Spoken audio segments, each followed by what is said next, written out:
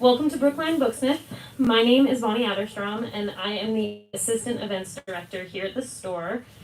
It is my pleasure to host Mark Arsenault tonight to celebrate his book, The Imposter's War, in conversation with Jan Brogan. So welcome to both of you.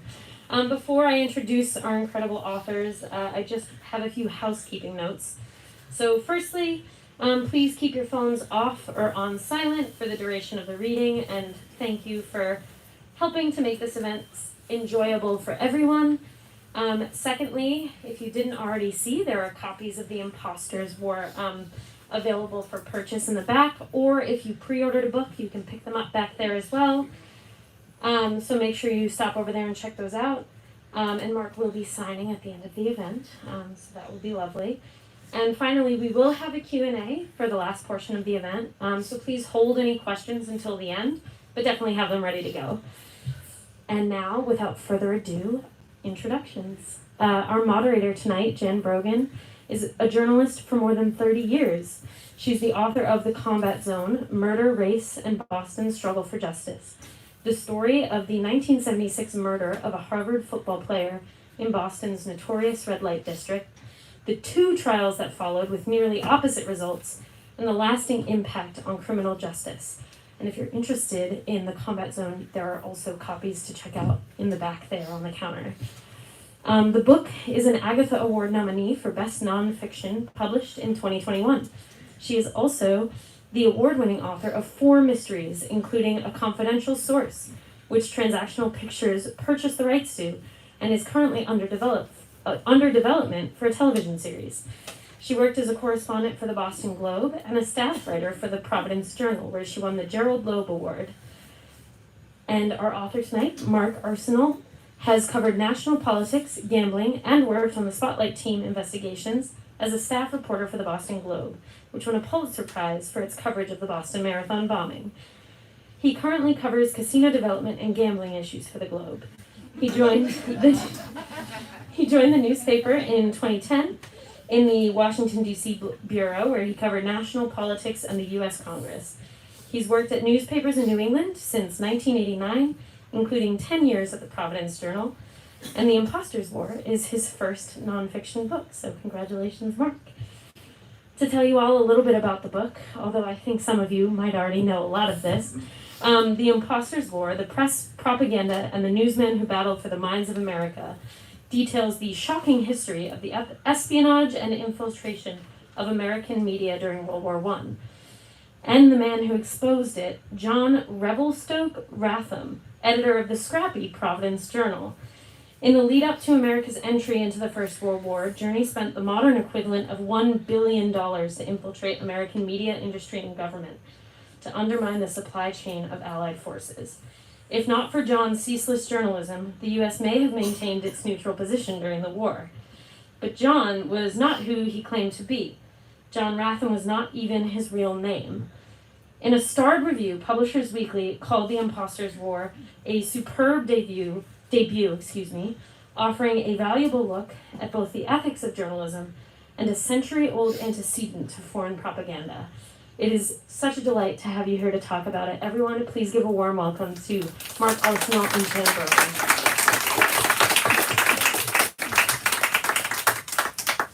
Well, it's an honor to be asked to interview Mark tonight. I love this book. I just love this book. I love history, but this was, I love all history, but this was even better. It finally explains what World War I was all about. I mean, I've read a lot of things about World War I, and it's always very confusing, and you made that very clear. But that's just really a side note.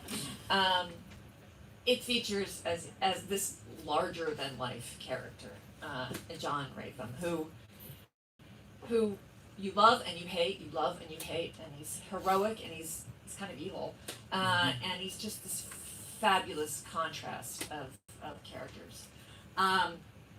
As she mentioned, I'm not the only one who loved it. It's getting rave reviews everywhere. A starred review from Publishers Weekly. Booklist called it, I think, Kirkus, which is always mean, was really nice and said Ratham was quickly forgotten in history, but Arsenault does readers a favor by reviving his memory. And Booklist said it was well researched and clearly written and provides insights into journalism and parts of American histories that still resonate. And I think that's kind of an understatement. I think that's probably the best thing about the book, how much of it resonates today. So I'm going to start with questions. Yeah, as I mentioned, John Ratham was just a fabulous hero. He's egomaniacal. He's self-aggrandizing. He's a con man. He lies. It's just a matter of course. And he breaks every rule of journalism that at least I've learned as a journalist. So I wanted to start with, first, how did you find him? And did you know immediately that he was just story gold? Thank you, Jen. I discovered Ratham when I was a reporter at the Providence Journal, where I worked from 1998 to 2008. And in 2004, I was assigned with another reporter to write a special section on the history of the newspaper. It was the 175th anniversary of the Providence Journal. So the first thing we did with facing a big task like that was, well, let's look back and see what the guys did 25 years ago with the 150th anniversary. So we looked at their work, and those guys had fallen really deep into the Ratham vortex. And they had done enough research to figure out that Ratham was probably not his real name, and that he was, in some sense, an imposter. So, I followed them right in after that, into that vortex. And we did as much work on him as we could, but we had to fill the rest of this section. Afterwards, for years, I had in my mind that, there should be a John Ratham book, and I was surprised that there wasn't. And I really could have used that brain space for something else. But then in 2018, I did a short piece on Ratham for Globe Live, which was edited by Scott Hellman, and it sort of reignited my pursuit of the Aussie Imposter. And I decided to make that book happen after that. There must have been roadblocks to your research. Could you tell us a little bit about how you went about your research and what were the biggest roadblocks you had to overcome? One was COVID, right? A lot of things shut down. I mean, I was working on the proposal in 2019 into 2020, and one of the last trips that I did was to go to the FDR Museum in Hyde Park, because there were documents I desperately needed to finish the proposal and finish the book. And I went there in February of 2020. I think I actually took a vacation day, drove out there, stayed in a cheap hotel, and the next day went to the FDR Museum. COVID was a thing. We thought it was just on the West Coast, but we knew about it. It was in fact here, it was everywhere. And I think that day might have been the day of the Biogen conference. So I got back from that research with the material I needed to complete the proposal and the book. And had I not gone then, I don't even know if they're open yet for research. I mean, they shut down immediately after that for 2 years. How about the Australian material? How did you? Okay, so Ratham was originally from Australia, and he used to say that, and that part, in fact, was true. And through a mix of luck and making your own luck, but mostly luck, I connected with long-lost relatives of his in South Australia. And talk about luck. One is a genealogist, one is a writer of historical nonfiction, and they didn't really know about Ratham. But these were the kind of people that you wanted to have as your friends, and they were really, really enthusiastic to try to help me get to the bottom of it. Also, Australia has a tremendous online newspaper database that's free, and anyone can use it. And you could go back and read newspapers from the 1800s, the late 19th century, which I did, looking in their original format. So the online researches there were great. Yeah. Well, how about he comes to Canada, right? And then he goes to California. Yeah, so he walks off the boat in British Columbia in 1889, and John R. Ratham magically appears in history with no prior documented evidence of having ever existed. And that's where he invented himself. That's where he reinvented himself, to hide a secret in his past that I think we're not going to disclose. No spoilers. So he started working almost immediately as a newspaper reporter. Again, though he was a grifter, a liar, and an extortionist, and he had this grift that he used to run where he would write a really derogatory story about some well-heeled person in town. And he would bring the story to them before it was published and say, look at this horrible story I wrote about you. For a certain fee, I will smooth off some of these rough edges. And for a larger fee, I'll just throw it away. And, and that sort of practice has been banned at the Boston Globe for 5 or 10 years. So again, it's hard to even quantify the magnitude of the sin against journalism that is, right? But so when Ratham left British Columbia for the United States, he did so just ahead of the police that were coming to arrest him for one of these extortion plots that had gone wrong. Took the ferry over to Washington State. He worked in the Pacific Northwest for a number of years, including in Astoria, Oregon, where he was the editor of a weekly newspaper there, until he got fired for doing the same thing. He continuously managed to escape prosecution, and then ended up as you're right, at the San Francisco Chronicle in around 1897. So, one thing I'll ask you about, he has this one magic power, right? That, like, why do they put up with him at all these newspapers? He's got this one magic power, and he's a brilliant writer. He's a breathtakingly brilliant writer. And when you go back and you read a lot of these writers from the time period, a lot of it feels pretty stilted by our standards and not that detail-oriented by our standards, or maybe focusing on details that we don't consider that important. But he was a brilliant modern, what we would consider a modern writer, operating in that time, way ahead of his time. He wrote breathtaking, powerful stories, and that's why he kept getting chance after chance after chance. He had a particular hatred of sex crimes or anyone taking advantage of children, and wrote a powerful story about forced prostitution in Victoria, British Columbia. That if you read it now, it still outrages you now that the things that he was able to uncover. And that's the weird thing about Ratham, that he was a crime fighter and a criminal, right? He would put the scales of justice, he would fill each side of the scales of justice with the equal amount of good and evil, and as long as they were sort of roughly in balance, he was good with that. Yeah. Yeah, I was going to ask you about your relationship with John Ratham, and how it began, how it might have evolved, and then I wanted to really know how you felt about him at the end. Well, at the beginning, I thought he was a bad guy, right? Because he's like sinned against our profession continuously and shamelessly. I think, though, as I get to know him better and understand more of what he did, the reason he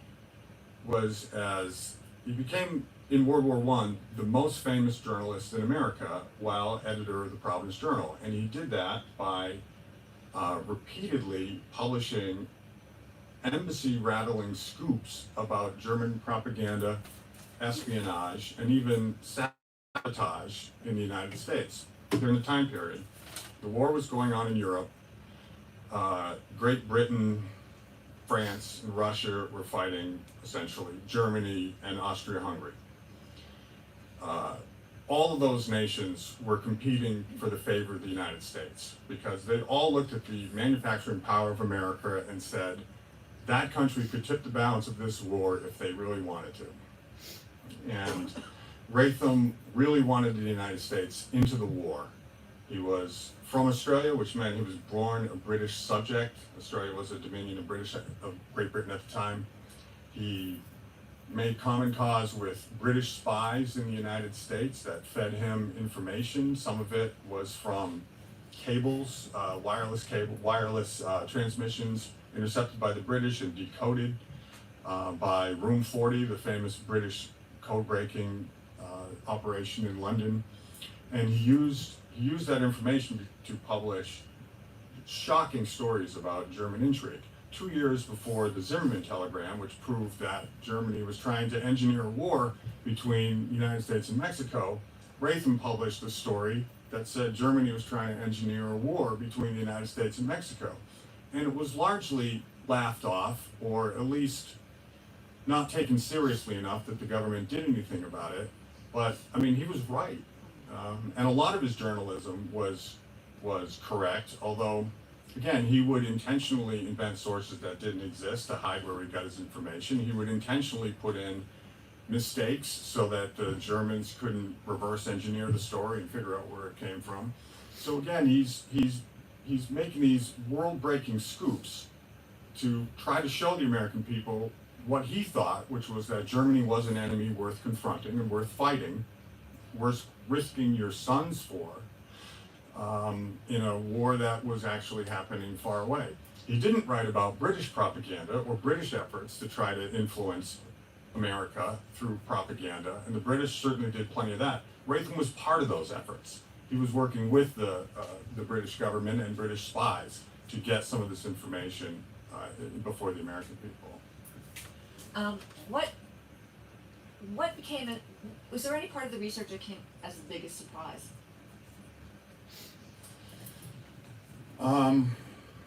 I think, yes, that Ratham was, in fact, his name was nationally known long before he got to the Providence Journal, and that was in the late 19th century, I think in 1899. He got in a scrap where his lover tried to frame his wife for murder, for attempted murder, with a basket, by sending herself a basket of poisoned cherries. Can't make this up. And blamed, purportedly from Ratham's wife. And that became a national story. So I guess I didn't really understand that he would have been a nationally known figure before then, because his name was in the New York Times for when his lover tried to frame his wife for attempted murder. I didn't understand why the Providence Journal would be so willing to hire him as like editor. Listen, he was hired at a very high level. Yeah, he was hired as managing editor in 1906, and I think because the Providence Journal had lost most of its staff to a crosstown rival in a newspaper war, and they were desperate for experienced people, and he was really experienced. I mean, some of his work, the work he did in Cuba covering the Spanish-American War, was really outstanding. The work he did covering the Iroquois Theater Fire, his Iroquois Theater Fire story of 1903 is breathtaking. So he was excellent. He was an excellent journalist, well known for his skills of the day. He was just, most people didn't know that he was a liar and a fabulous. One of the fascinating aspects of the book, I don't think it's just fascinating because I'm a journalist. I think it's fascinating that as a journalist, he could have such a huge impact on history. That he could basically set out to get America into war, make it his goal, and achieve it. What did you think about that? I mean, were you kind of blown away by that, or did you? Yeah, especially, I mean, because he was the editor of the Providence Journal, but yet he had a national impact. He was a celebrity journalist. He was probably the most famous newsman of his day for a brief period. A lot of his stories, the really sensational ones, were reprinted the same day that they were printed in the Providence Journal. They were reprinted on the front page of the New York Times and in other newspapers all around the country. That was going viral in 1915 when your words credited to you were rolling off printing presses in cities all over the country. And his stuff was published and republished in all 50 states. in all 48 states, and in Great Britain and throughout Europe. Yeah. And this is a period really.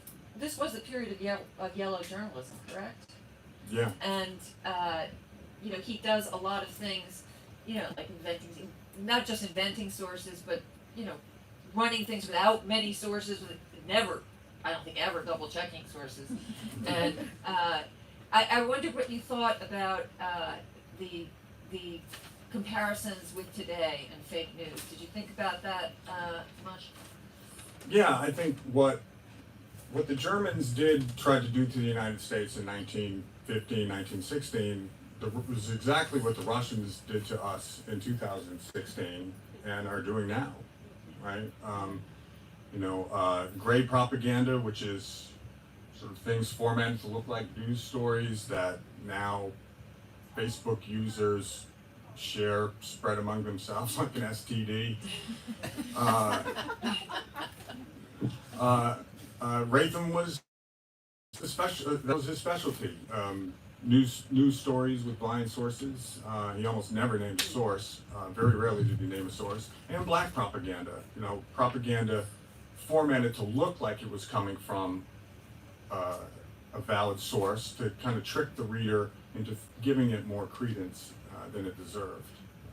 And occasionally people did sue him for libel. Isn't there somebody that sued him for libel and he just got away in time, or they gave up? Yeah, he was sued. He was sued for libel a number of times.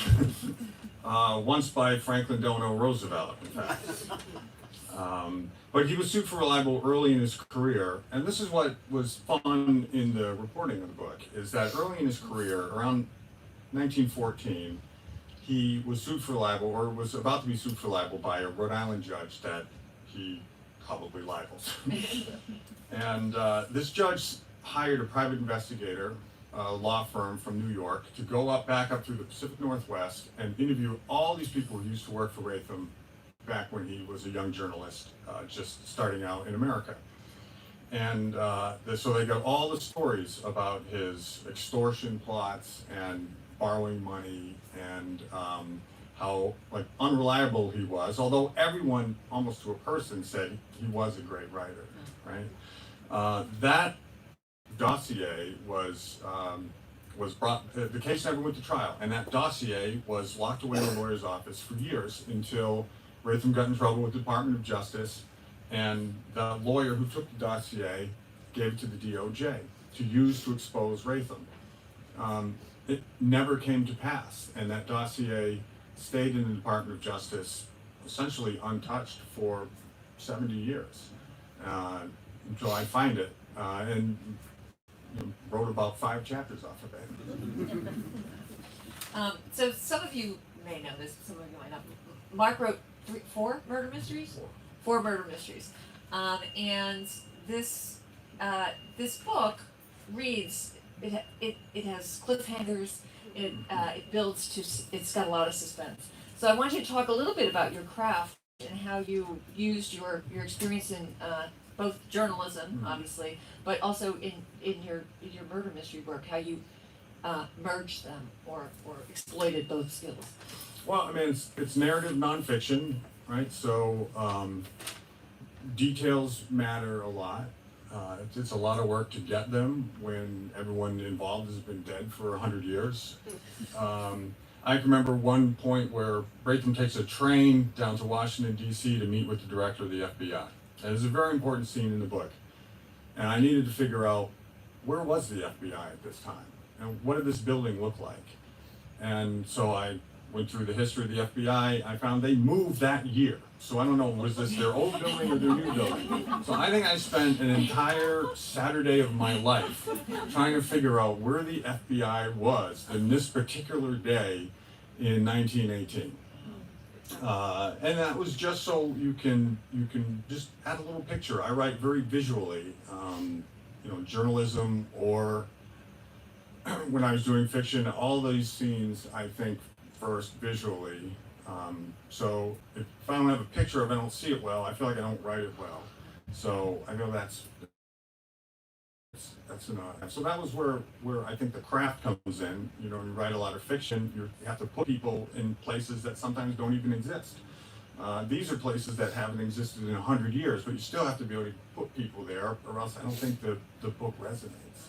How about the structure, the way you structured the book?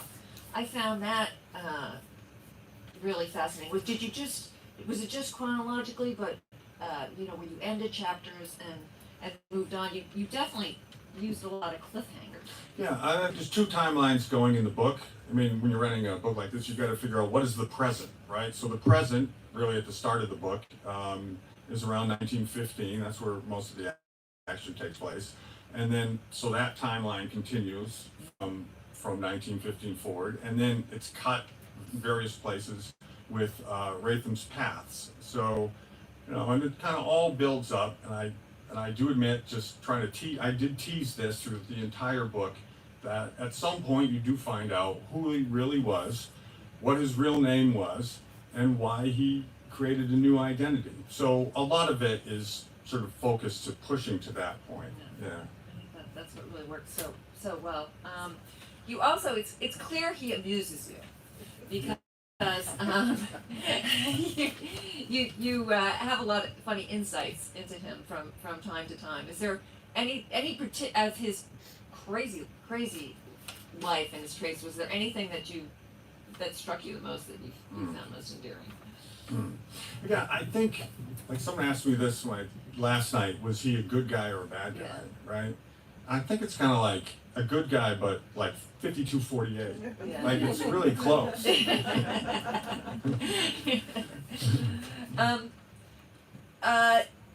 So how did you balance, and I'm sure a lot of people here who are from the globe would want to know, how did you balance your writing life between your newspaper work and this book, and how did you have a structure of getting up at 4 a.m. or what was your writing life like? How did you get this all done? And you said you sold the proposal in 2019? Beginning of 20. So you wrote it in a year then? In about 15 months. Wow. Yeah, well, I mean, it was a pandemic, Yeah, right? yeah. So we weren't going anywhere. Like commuting time, right? We didn't have commuting time, and we weren't going anywhere. I used all my vacation. We canceled a trip to Kilimanjaro, and I took that week and wrote chapter 1. Yeah. All right. So, what do you think? There's a moment where Ratham kind of gets away with everything, and then he's got this fatal flaw when he goes out and he does his public speaking. Can you talk a little bit about what an idiot he was? Yeah. So once America was finally committed to the war in 1917, in the middle of that year, Ratham went on a very ill-advised national speaking tour on the lecture circuit through major U.S. cities. And it started in Toronto, so U.S. and Canada. And now again, he had done real journalism that he had gotten from real spies about real German espionage. But when he told the story on the lecture circuit, it wasn't spies that gave him the information, it was his own reporters that he had manipulated as a sort of a counter-spy operation. He told stories about his own reporters infiltrating the German consulate and stealing documents and getting jobs as secretaries and stenographers inside the different embassies and consulates, so they could listen in and they could seduce people and get information from them. And it just simply was not true. I mean, people did do those things, but it was really a kind of a grotesque kind of plagiarism to take for yourself the heroic actions of others. Now again, some of the people's actions whom he took credit for were the Department of Justice, and they got really angry that a newsman was out there taking credit for things that FBI agents had done. So that sort of started Ratham's rift with the government that ended up destroying him. Before that, he had a perfect unimpeded back channel to the head of the FBI. You could talk to him anytime you wanted. They traded information and gossip back and forth. A lot of that gossip ended up in Ratham's newspaper as an unsourced story. And a lot of the gossip that he provided ended up with FBI agents investigating people for potentially being spies. Do you think there's any chance, any possibility that it was a misguided attempt to share a little of the spotlight with the people who worked for him at the Providence Journal? Or, I mean, he was an imposter. He was a character. He was a guy playing a character. He was an actor, a terrific actor, playing a character that once he stepped into, he could never step out of. So he's playing this character for life. So you're already lying, right? You're already pretending. So I don't think it was that big a jump to go to the next level and start pretending that you are actually the commander of a counter spy operation, and you actually were responsible for exposing all these German plots. So that was a weakness of his, right? He was an actor. He liked applause, and this lecture tour was an absolute smash. He was sold out everywhere he went. The Globe excerpt a piece of this from his speech in Boston, where he sold out the City Club, maybe 1,000 people, and people were offering the modern equivalent of $1,000 to try to scalp one of those tickets. He was a really big deal. Wow.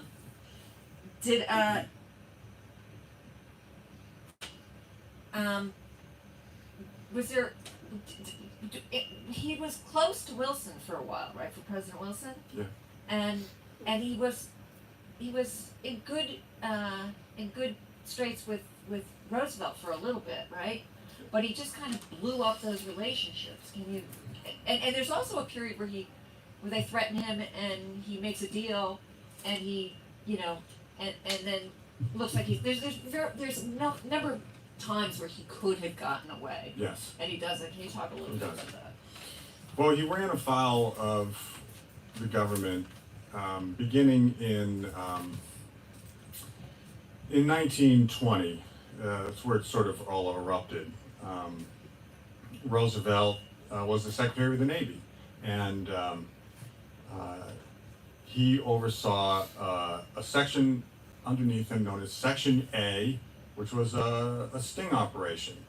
And they, in a sting operation that is almost too stupid for words, they decided to try to clean up the immorality in Newport, around the Newport Navy base. And the Navy thought it was a great idea to just recruit a bunch of young sailors, some of them still in their teens, most of them still in their teens, and send them out into the gay community to have sex with men, to figure out which gay men in the community were having sex with sailors. So you send sailors out to have sex with those men and then write down their names. And this thing kind of worked in that they arrested a lot of people and entrapped a lot of people. But then when it expanded and started trapping civilians, Ratham made it a national story and sort of fanned this thing into a huge embarrassment for the Navy and for Roosevelt. And from that point on, Roosevelt made it his mission to destroy John Ratham. And this guy has just an amazing. He's like probably the only person who truly benefited from Roosevelt getting polio. Yeah. Can you talk a little bit about that? Well, because Roosevelt got a hold of the dossier that confirmed that all of Ratham's bad acts early on in his career, and also suggested that he was probably an imposter and not built to that name, not born from that name. And Roosevelt sued Ratham in 1920 in New York for $500,000, a week before the presidential election, where Roosevelt was actually on the Democratic ticket as the vice presidential nominee. But the suit never came to trial, and he fully intended to destroy Ratham with that dossier. The suit never came to trial. A couple weeks after a Senate committee that had been investigating the Newport scandal released its findings, Roosevelt was on a sailing trip off the coast of Maine, off the coast of New Brunswick, where his family had land. Started not feeling that well, 3 days later, he couldn't move his legs and never moved them again. And polio saved John Ratham. It's just, Because once he got polio, Roosevelt just let the lawsuit die for lack of action. He had much bigger problems. Yeah. I just one more question, then I'll turn it over to the audience. But did you get any sense, either through this research or your earlier research, what was the Providence Journal's reaction to all this? Did they, did you get any sense of how they responded? Well, they didn't fire him. Yeah. Right? Wow. It must be very hard to get fired from the Providence Journal. Well, don't we know? They didn't fire him. In fact, Ratham had his own health problems. He came down with cancer in late 1921. In 1922, the board voted him full medical benefits. So he didn't work all of that year. He died in 1923, never really having taken the reins of the Providence Journal again, but with full medical benefits. And then they gave his wife, who was not really his wife, a lifetime pension. Yeah, we forgot to talk about the not really his wife part. But we'll leave that for them, because they have something in the book they can look forward to. All right, so I guess we'll turn this over to the audience. Absolutely, yeah. Does anyone have any questions? Feel free to raise your hand. I'll pass you the mic.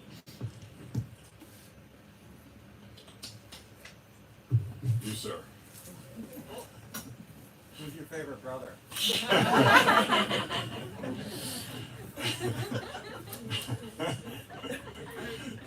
Yeah, Mark. Yeah, I probably don't need that thing. So I only read what we published, but I got two questions. So I don't know. But you say you think visually. The first question is, this seems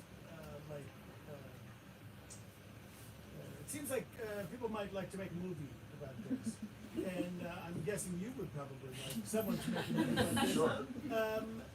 So. Is there some interest? Do you have some interest? Do you have some? The other thing is, who would play this guy?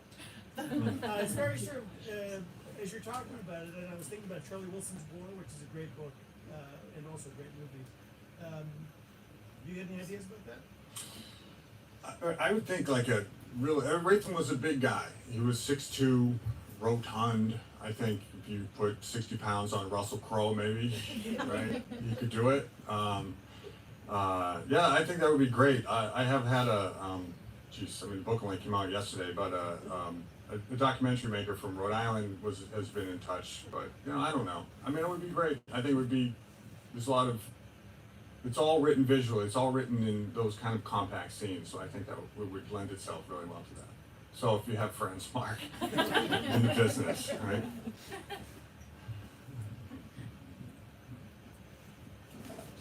Can you talk a little bit about what you think you have in common with John Ratham? The question was, what does Mark have in common with John Ratham? Well, look, he, and I think not just me, but all of us here who write, we write because we're passionate about storytelling, I think. And he was passionate about that. And when he was, motivated and passionate, he wrote extraordinarily well. He was a wonderful writer. So, who wrote with a lot of just sometimes with rage, sometimes with humor, but always passionately. So I think that I have that in common with them, and we all probably do. I guess I could use this further away. A little echo. You talked about the fact that he's, made up a lot of things and was basically a con man and not a nice guy in various ways. But did you discover, but you also talk admiringly about his writing. The question is, was he one of these people that made up things, as you discover, in the course of his, quote, journalism, about the fire or about prostitution or about, lots of other things? I mean, is it possible to even tell that from this distance? The nut of every story that I was able to confirm was essentially true, right?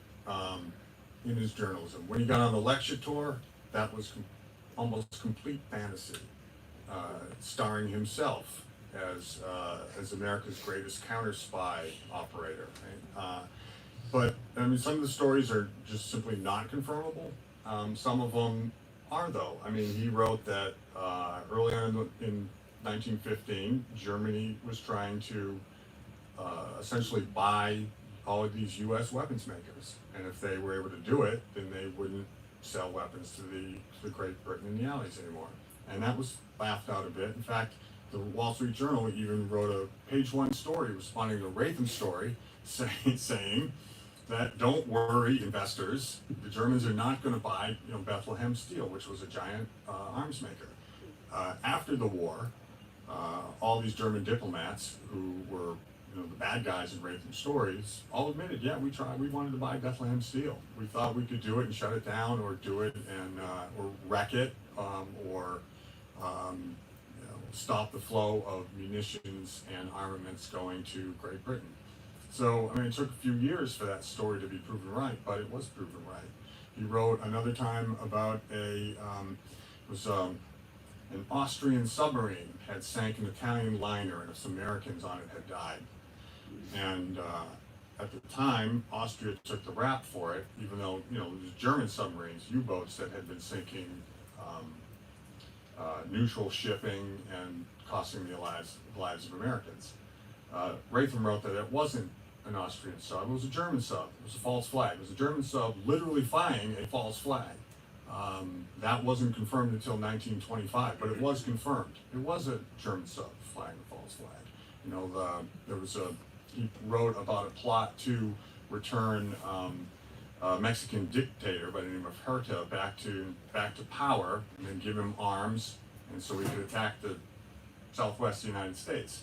He wrote that in 1915, and the Zimmerman telegram 2 years later showed that was pretty much the plan, with just some different characters involved. So the major, now I certainly wouldn't vouch for all his details, but the major point of most of his stories that I've been able to confirm were somewhat solid, yes. I don't know if you get into this in the book, but can you tell the story about the lipstick? Did you do the lipstick story? This is a great one. It shows the power of his creativity. All right, so Ratham, at his initial speech, he told this amazing story about, and I told this at Globe Live, right? Amazing story about how a woman who works in the Providence Journal, we put her undercover as a stenographer in the Austrian consulate in New York. And we gave her instructions to eat her lunch in the office when no one else is around, except for the military attaché from Germany, a guy named Franz von Papen.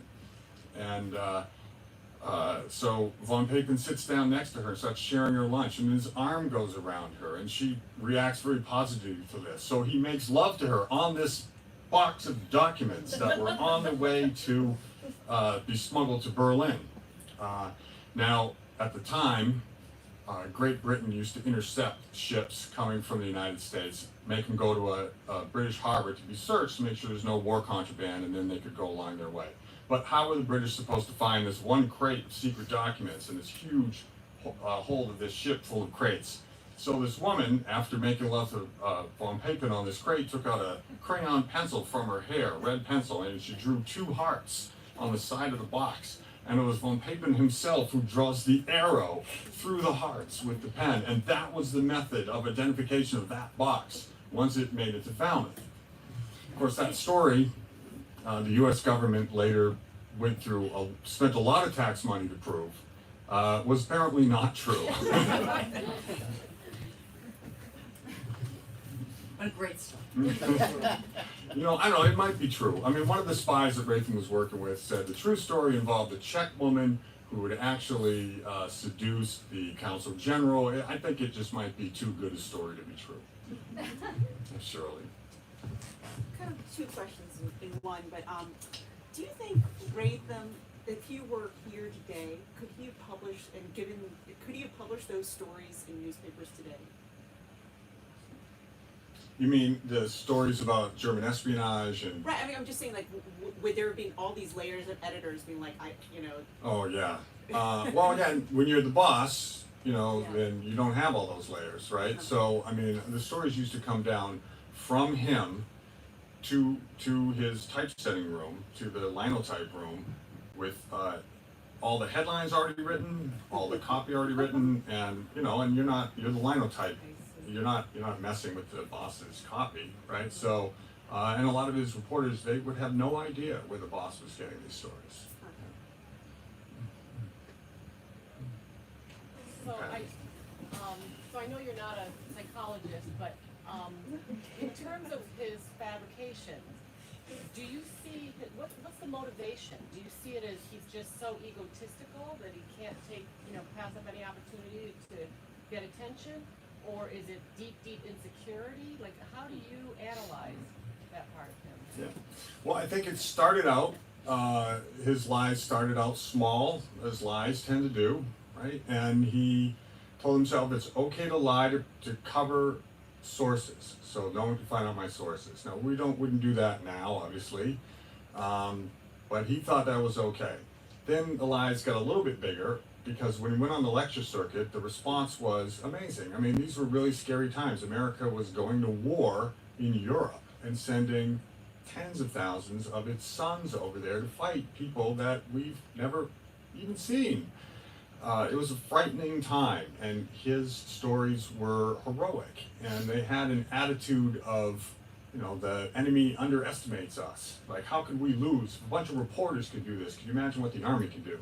So he told himself that he was helping the war effort by raising morale, right? And then I feel like it continued to evolve, and then it was, again, he was an actor. Actors love applause. And this made him a national. He was already a national figure. This made him a superstar. He was one of the most famous. Certainly, he was the most famous journalist. He was one of the most famous people in America briefly. And I think that was, again, for someone of his ego, that was irresistible. I just want to make a plug for your book that there's a secret in the book about his motivation. He does get to the bottom part of why he. My agent, ladies and gentlemen. It's pretty unbelievable. We didn't know it when you started out, so that's my little plug.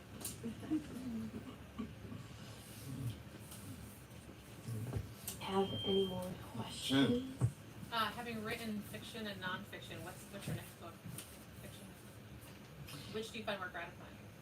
Nonfiction actually is.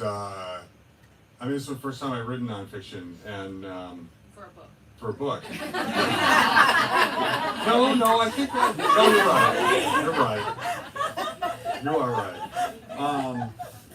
right. And Jen and I were talking about this. Jen and I have known each other for 10 or 15 years because we were both writing crime fiction, and that's how I got to know her. And when I told her this book was coming out and asked her if she would do this for me, she said, "Oh, you'll find nonfiction easier somehow. It's more. It's sort of like the book world is just more open to it, I think, and maybe that is the case." Right? I said fiction is easier to write and nonfiction is easier to sell. Yeah. Because it's more from, especially if, I suppose if you come from a journalistic background, because it feels more important. This is an important story. That's how I write nonfiction too. So Yeah. So I guess I do feel that way. I think fiction's harder to write, honestly, for me. This is like the facts are already there. You just have to go get them, put them in the right order, right? Not write too long, which I tend to do. We do have time for one or two more questions. If anyone else has anything they want to share. Thank you everyone for coming. I really appreciate it. And please consider Jan's book the combat zone, it's excellent. It's a really meaty, kind of muscular book about the most tumultuous time in the city's history. So it's an excellent book. Thank you, Mark and Jan, for an incredible event.